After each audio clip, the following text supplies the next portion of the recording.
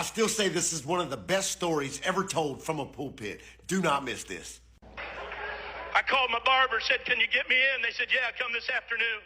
I went to the barber shop, so happy and pleased I was going to get a good haircut from a barber I trust. And when it came time for my appointment, the receptionist come out and said, "Mr. Cunningham, I'm sorry, but your barber had to leave on an emergency. He's not here today, but Julie can cut your hair if you want her to." And I thought, well, I'm here. I need a haircut. Julie will be just fine. About 2 minutes later, a girl stepped around the petition. She had hair that was sticking straight up in spikes. Some of it was purple, some of it was blue, some of it was yellow, some of it was orange. That girl must have had 100 piercings in her face, all around her ears, her lips, her nose. I mean, in the sides of her eyes, she was all pierced up. And under the piercing was all kind of painting. She had on polka dot pants and a plaid shirt. She had on 2 different color socks, and her shoes didn't match.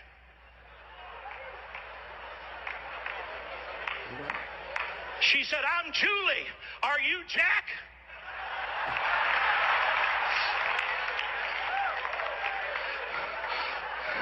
If it wasn't for wanting to please God, I'd have said, "No, ma'am. Jack said tell you he had to leave."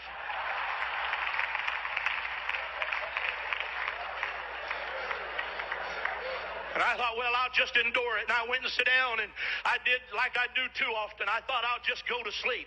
I'll just sit down here and close my eyes and rest while this girl cuts my hair, and I hope she hurries up. There couldn't be anything in the world her and I would have in common. There couldn't be anything on earth she and I'd want to talk about.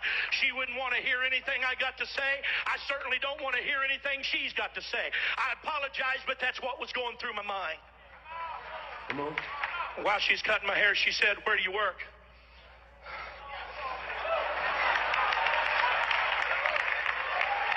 I said, "Well, I work over here at the World Evangelism Center. Go to the end of I-70 and right where it butts into 270, that big building right there." And she said, "Oh, yeah, I was there the other day." I said, "You were at World Evangelism Center the other day?" She said, "Yeah, you have a bookstore in there, don't you?" I said, "Yes, ma'am." She said, "My mama is a cocaine addict. My uncle is a hopeless cocaine addict." And she said, "Somebody gave my mama one of those videos on Left Behind." And she said, "We all sat down in the living room and watched it." And she said, "I don't know nothing about God, and I don't know nothing about the church, and I don't know nothing about the Bible." But she said, "When I was finished watching it, I knew I didn't want to go to hell."